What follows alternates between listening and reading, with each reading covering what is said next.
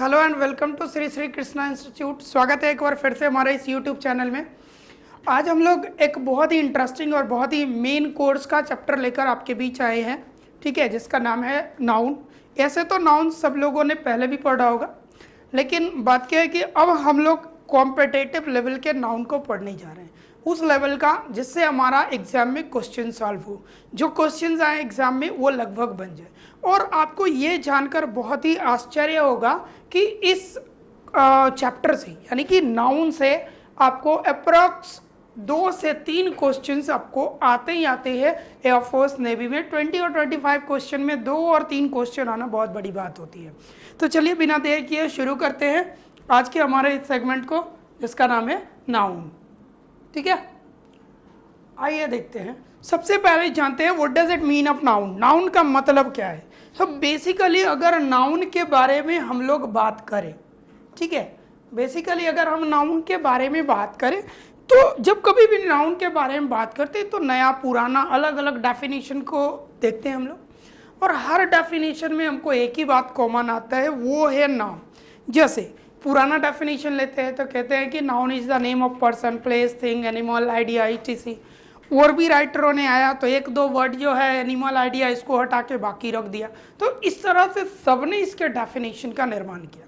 लेकिन एक चीज़ कॉमन हमको मिला पूरी डेफिनेशन में कि नाउन में आप देखोगे तो अगर बेहतर तरीके से हम देखते हैं तो कहते हैं एक ही बात हमको बहुत ही क्लियरली दिखती है, वो है नेम।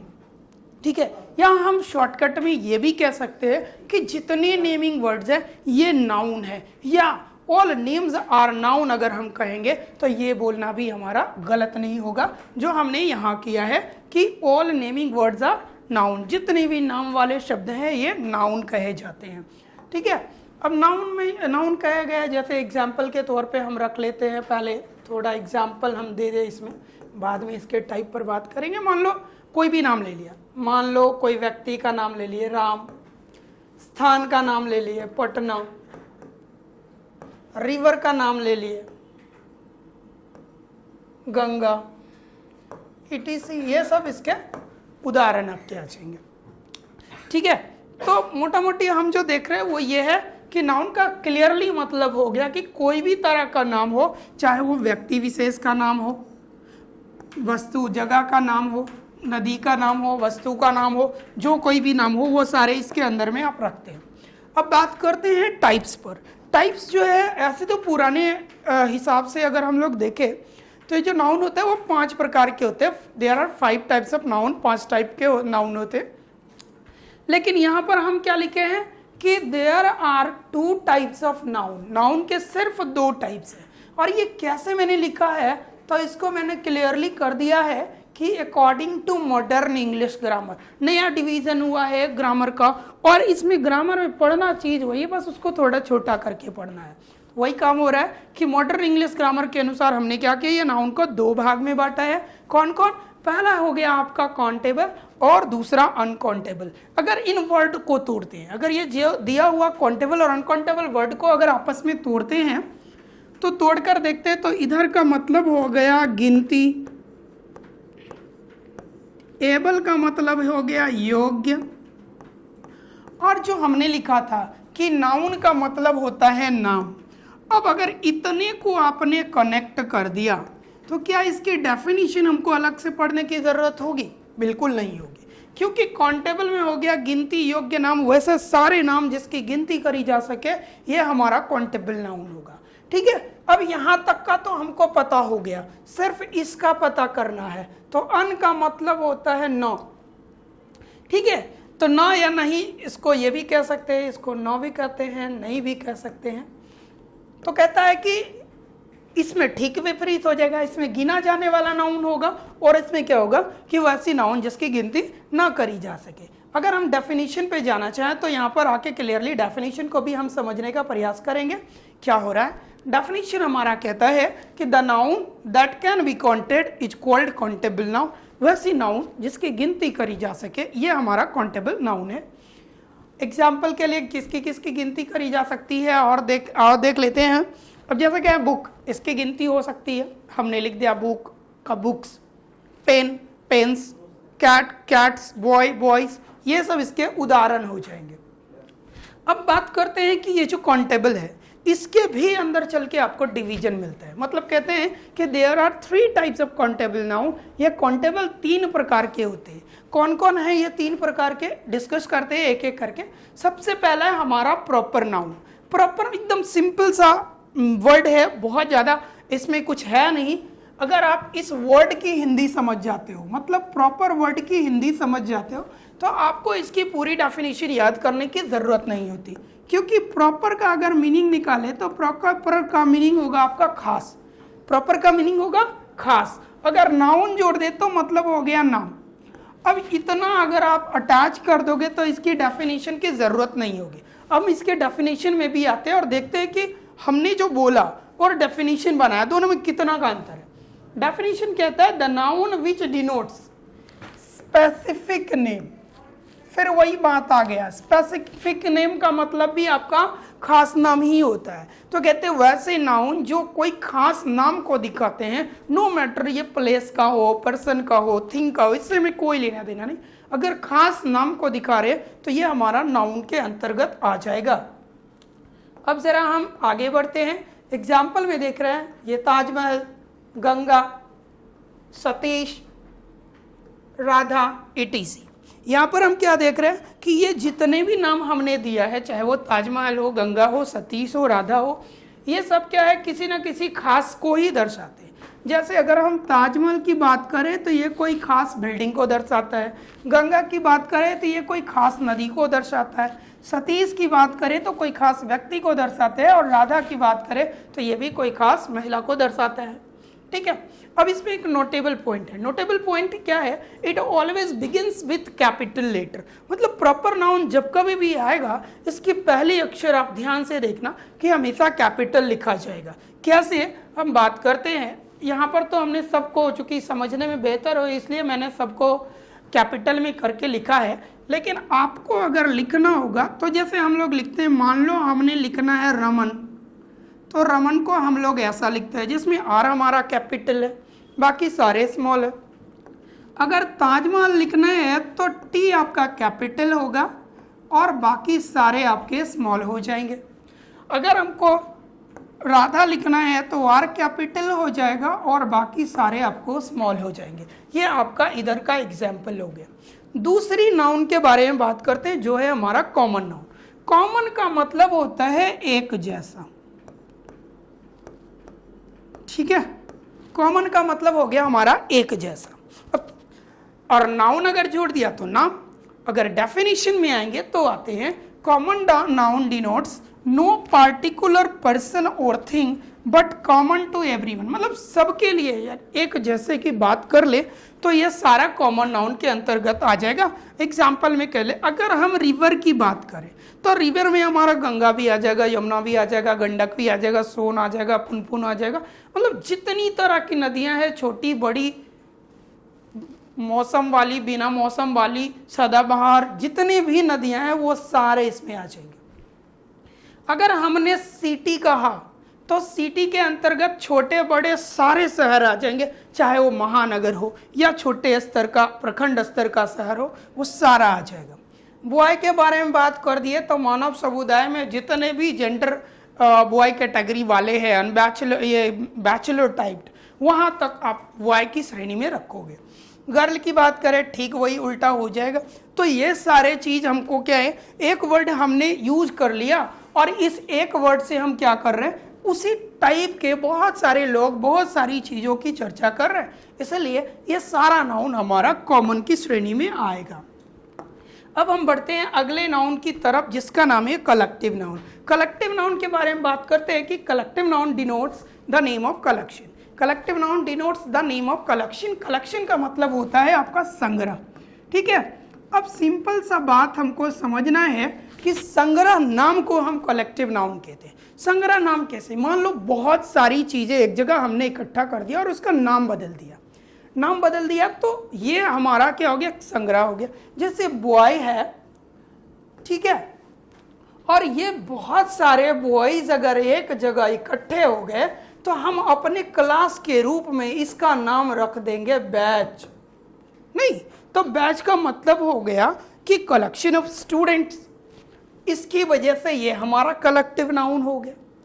अब मान लो एक व्यक्ति को हम कहते हैं पुलिसमैन, क्लियर। अब इसमें जितने डिपार्टमेंट है, हर ओहदे के हिसाब से सारे लोग को एक में अटैच कर दिए, तो इनके लिए एक वर्ड हम यूज कर दिए पुलिस, ये हमारा कलेक्टिव है। और थोड़ा सा और समझने का प्रयास करते हैं। कहते हैं कि मान लो यहां पर हम लोग देखते तो man, woman, child, old, 4 categories, ठीक। और ये चारों कैटेगरीज को अगर हम मैच करके सीधा लिख दे क्राउड, मतलब क्या कि भीड़, भीड़ में क्या है, सब लोग हैं, बच्चे हैं, महिलाएं हैं, पुरुष हैं, बूढ़े लोग हैं, तो ये सारी चीजें क्राउड बन गए।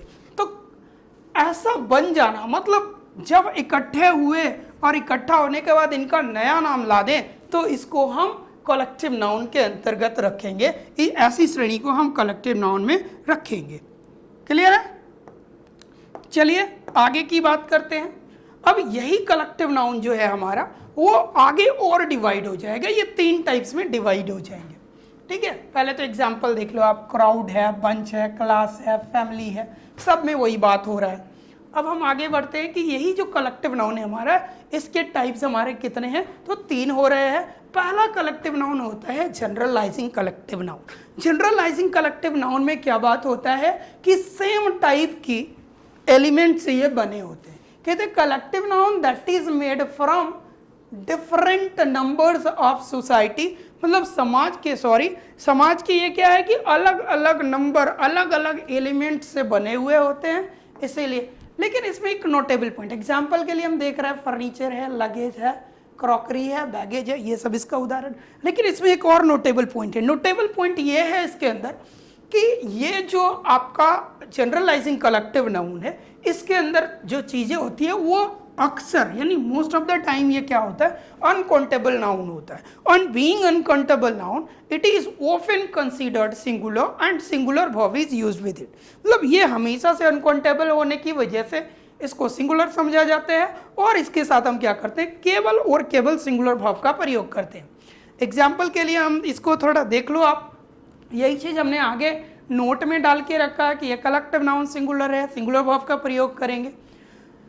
दूसरी बात है article can be used before it, मतलब एक और बात होता है कि इसके साथ, इसके पहले आप आर्टिकल का प्रयोग भी कर सकते हो।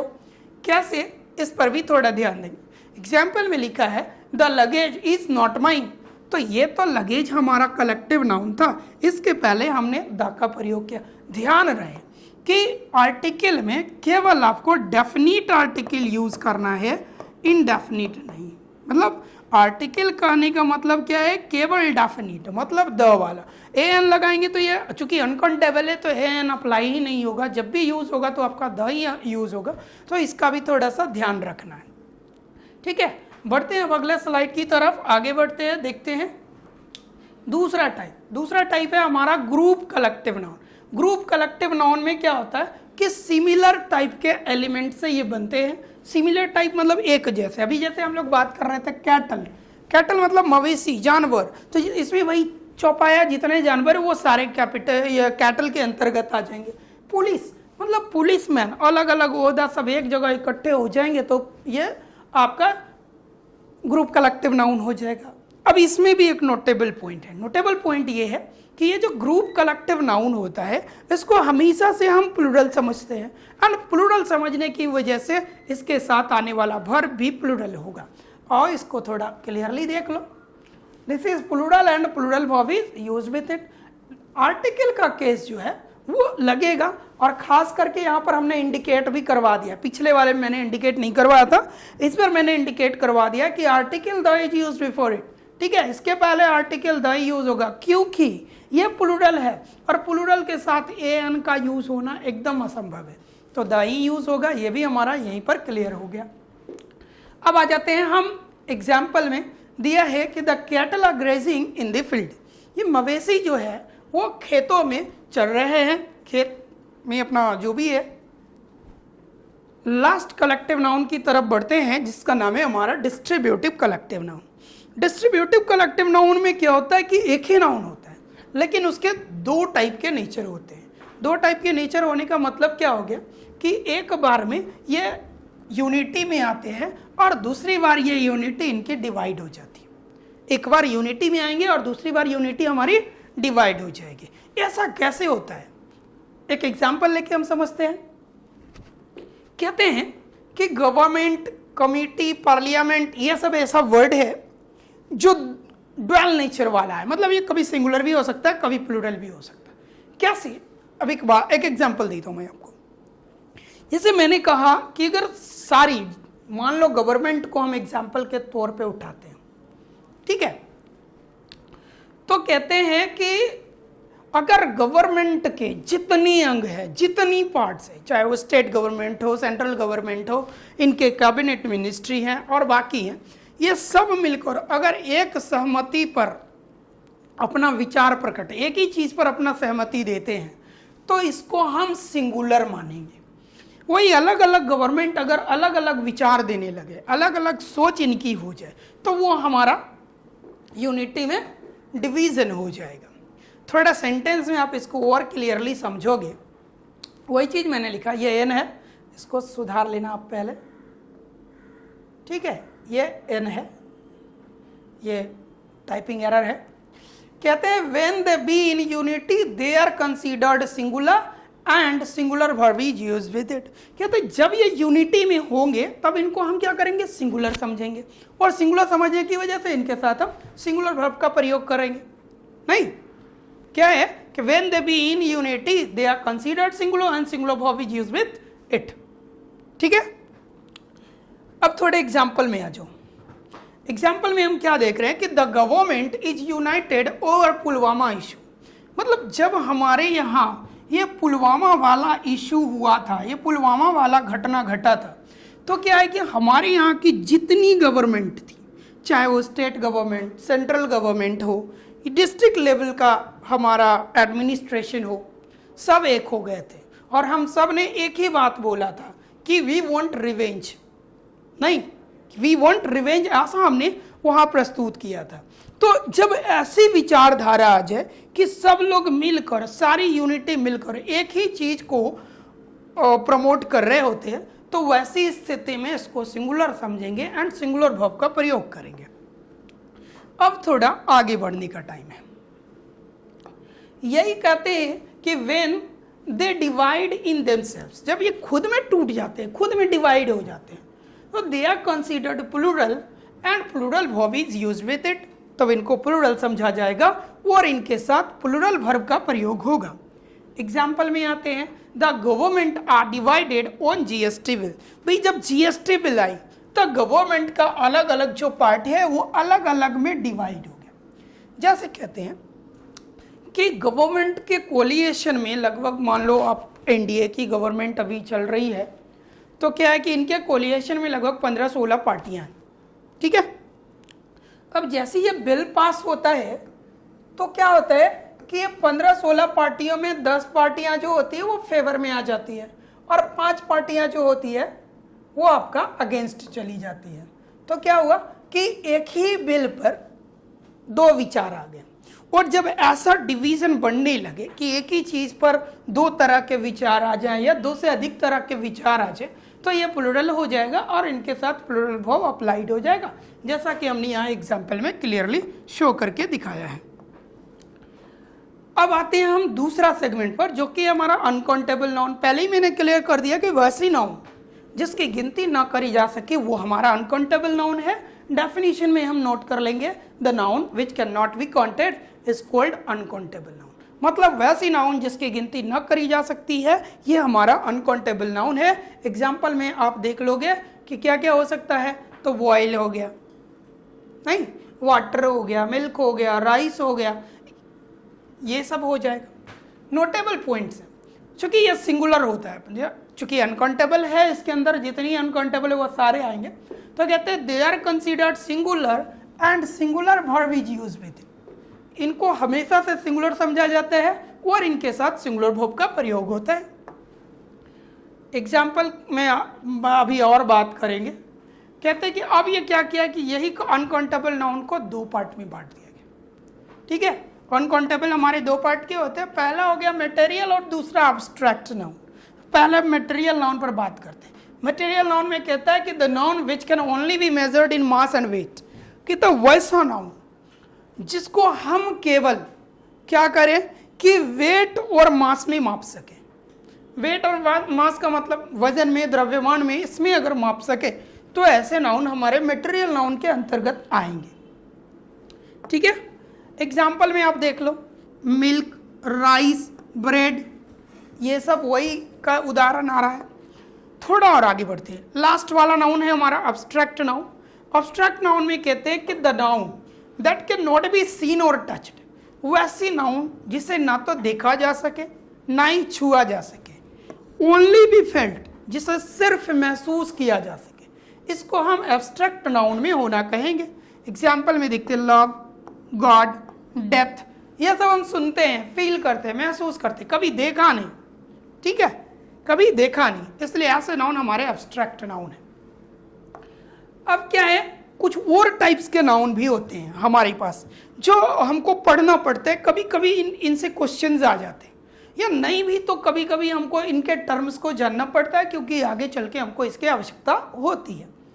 तो देखते हैं, कुछ ऐसा ही टाइप का नाउन है। एक नाउन हमारा कंपाउंड नाउन, बहुत पूछा जाता है, बहुत चलता रहता है, खास करके जब आप नाउन एंड केस पढ़ेंगे या नाउन एंड नंबर पढ़ेंगे तो वहाँ पर इससे बहुत रूल्स आते हैं जिसको आपको पढ़ना होता है। तो कंपाउंड नाउन कहते हैं कि इट इज़ अ नाउन, या कहते हैं वैसी noun that is made with the help of two और मोर देन टू वर्ड्स। कहते हैं कि वह नाउन जिसका निर्माण दो या दो से अधिक शब्दों से हुआ हो, इनको हम कंपाउंड नाउन कहेंगे। अच्छा, जैसे हम कहते हैं brother in law, man servant, ये है नहीं, ठीक है, इसको हाइफन लगा दो, मैन सर्वेंट। इसमें भी एक नोटेबल पॉइंट है। नोटेबल पॉइंट ये है कि बहुत सारे कंपाउंड नाउन हाइफन लगाकर सेपरेट करके आते हैं। कुछ ऐसे भी हमारे कंपाउंड नाउन है जिनमें हाइफन नहीं लगता, लेकिन वो एक दूसरे से अटैच होकर आते हैं, उसके बावजूद भी वो कंपाउंड नाउन होते हैं। ठीक है, इनका सिंगुलर प्लूरल डिसाइड नहीं है, अपने नेचर के हिसाब से ये डिसाइड करते हैं। आगे बढ़ते हैं, नाउन इन अपोजिशन। ये भी आपका बहुत प्रैक्टिकल यूज है नाउन इन अपोजिशन का। कहते हैं कि the noun about which explanation is being given, मतलब वैसे नाउन जिसकी एक्सप्लेनेशन दी जा रही होती है, इसको हम नाउन इन अपोजिशन कहेंगे। ठीक है, इसमें जानने की बात यह है कि ये जो नाउन इन अपोजिशन जो होता है, इसमें जो ब्रीफ डिस्क्रिप्शन जो होता है, इसको हमेशा से क्या करते हैं, दो कॉमा या डैश के बीच में रखते हैं। दो कॉमा या डैश के बीच में रखते हैं। डैश का स्पेलिंग गलत है, डैश। ठीक है, तो दो कॉमा और डैश के बीच में रखते हैं। अब जैसे हम देखते हैं कि सुमित, कॉमा लगाया, माई फ्रेंड इज इल, तो ये वाक्य हमारा इतना ही है कि सुमित इज इल, लेकिन ये जो माई फ्रेंड हमने डाला, ये उसकी डिस्क्रिप्शन डाली है, शॉर्ट डिस्क्रिप्शन है, जिसको हम नाउन इन अपोजिशन कहते हैं। ठीक है, तो ये तो बेसिक था आपका नाउन का जानकारी। अब आते हैं पार्ट्स ऑफ नाउन। ये नाउन जो है हमारे, ये 3 पार्ट्स में बंटे हैं। ठीक है, ये नाउन के अंदर आपको 3 चैप्टर होता है जो आपको पढ़ना होता है। आइए देखते हैं कौन कौन सा वो चैप्टर है। पहला चैप्टर आपका आ जाता है नाउन के अंदर जेंडर, उसके बाद नाउन के अंदर आपको मिलता है केस, और फिर लास्टली आपको पढ़ना होता है नाउन के अंदर नंबर। बहुत बार आप देखोगे तो noun and number, noun and case, noun and gender लिखा आता है। बहुत बार ऐसा भी हम लोग लिखते हैं कि केवल जेंडर लिख देते हैं, केवल केस लिख देते हैं, केवल नंबर लिख देते हैं। तो इसे कंफ्यूज नहीं होना है। ठीक है, तो ये नाउन के अंदर जो है अब आपको 3 चैप्टर पढ़ना होगा, जेंडर, केस और नंबर। और ये तीनों से आपका इससे एक क्वेश्चन तो मस्ट है, आता ही आता है। केस से भी एक क्वेश्चन एकदम आता है, और इससे भी एक क्वेश्चन एकदम परफेक्टली आता है। मतलब मैंने शुरुआत में ही वीडियो में बोला था कि ये ऐसा चैप्टर है जिससे लगभग 3 या 4 क्वेश्चंस आपको आते ही हैं। ठीक है, तो इस पर थोड़ा सा ध्यान देना है, ये आपके लिए बहुत ही इम्पॉर्टेंट है, बहुत ज़रूरी है। इस पर खासता आप ध्यान दे देंगे। क्लियर है? बढ़े आगे, चलो शुरुआत करते हैं जेंडर की। बहुत ही बेसिक टाइप का ये चैप्टर है। जेंडर नहीं, हिंदी बोलेंगे तो जेंडर का मतलब हो गया लिंग। जानना भाई कि कौन से जेंडर में है, तो थोड़ी डेफिनेशन होता है। जैसे क्वेश्चन हम जेंडर का करते हैं वैसे ही हमारे दिमाग में दो बात आता है कि चर्चा या तो मेल की होगी या फीमेल की होगी। तो बाय डिफॉल्ट दो ही जेंडर हमारे पास आए। धीरे धीरे हमारे यहाँ इवोल्यूशन जो हुआ उसके तहत बाकी जेंडरों की संख्या बढ़ती जा रही है। ठीक है, तो अभी क्या हुआ कि ये जेंडर जो है कहता है नाउन दैट डिनोट्स मेल और फीमेल सेक्स, मतलब वैसे जेंडर जो क्या करते हैं मानव जाति, पुरुष जाति और महिला समुदाय, ये दोनों को दर्शाते हैं, इसको हम जेंडर कहते हैं। ठीक है, अब इसका एग्जाम्पल आप देख लो। बॉय दिखाया मतलब पुरुष को दिखा रहे हैं, गर्ल महिला को दिखा रहे हैं, काउ इसके भी जेंडर डिसाइडेड है, भाई महिला को दिखा रहे हैं, बॉक्स पुरुष को रिप्रेजेंट कर रहे हैं। अब बात करते हैं टाइप्स ऑफ जेंडर की। ये जो जेंडर हैं इनके टाइप पर बात कर लेते हैं। तो कहते हैं कि ये जो जेंडर होता है ये मुख्य रूप से 4 टाइप का होता है। जेंडर कितने टाइप का होता है? 4 टाइप का होता है। ये जेंडर हमारा 4 टाइप का है। कौन कौन आता है पहले एक एक करके सबका बात कर लेते हैं। पहला जेंडर है हमारा मैस्कुलिन, सेकंड वाला हो जाएगा हमारा फेमिनिन, थर्ड वाला हो जाएगा हमारा common, and the last one हो जाएगा आपका न्यूटर। मतलब अगर हम बात करें तो टाइप्स ऑफ जेंडर जो है वो हमारा 4 है। कौन कौन है? मैस्कुलिन है, फेमिनिन है, कॉमन है और न्यूटर जेंडर है। ये 4 तरह के जेंडर हमारे पास उपलब्ध है। अब जरा हम एक एक करके सबको डिटेल में अध्ययन करेंगे। मैस्कुलिन में क्या होता है कि a gender that denotes male sex, मतलब वैसी जेंडर जो क्या करे केवल पुरुष जाति की चर्चा करे, यह हमारा मैस्कुलिन जेंडर है। एग्जाम्पल में ले लेते हैं बॉय, ऑक्स, डॉग, ये सब क्या रिप्रेजेंट कर रहे हैं? सारे पुरुष प्रजाति को रिप्रेजेंट कर रहे हैं, जिसकी वजह से हम इसको मैस्कुलिन जेंडर में रखते हैं। फिर आता है दूसरा हमारा फेमिनिन जेंडर। फेमिनिन जेंडर में कहते हैं a gender that denotes male female sex. Feminine यानी female sex is called feminine gender. यहाँ क्या होगा कि आपको महिला जाति के बारे में बात होगी तो ये आपका फेमिनिन जेंडर हो जाएगा। एग्जाम्पल में देखते हैं गर्ल, वुमेन, कैट, ये सारे के सारे महिला प्रजाति को रिप्रेजेंट करते हैं, जिसकी वजह से ये मैस्कुलिन फेमिनिन जेंडर के एग्जाम्पल हो गए। तीसरा है कॉमन जेंडर। कॉमन जेंडर में ध्यान देना है, ये ना तो पुरुष को और ना ही महिला को रिप्रेजेंट करेगा, बल्कि क्या करेगा? सिर्फ लिविंग बीइंग, एक सजीव प्रजाति को क्या करते हैं कि दिखाएगा। कहते हैं कि वैसा नाउन जो क्या करे, ना तो मेल को रिप्रेजेंट करे ना फीमेल को रिप्रेजेंट करे, ये रिप्रेजेंट करता है केवल किसको? लिविंग बीइंग को। इसको हम कॉमन जेंडर में रखते हैं। इसके अंदर सारे प्रोफेशन डाल दो। डॉक्टर हैं तो डॉक्टर पुरुष भी महिला भी दोनों। टीचर हैं सेम कैटेगरीज, पुरुष महिला दोनों हो जाएंगे। फ्रेंड है यहाँ भी वही हो जाएगा।